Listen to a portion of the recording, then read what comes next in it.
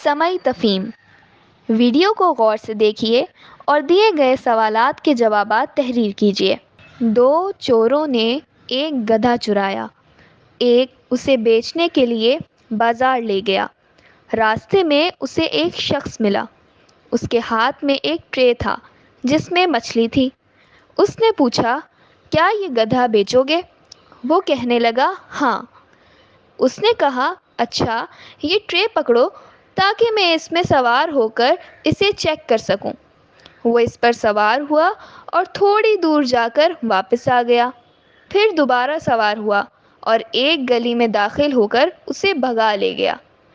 کوئی پتہ نہ چلا کہ وہ شخص کہاں چلا گیا۔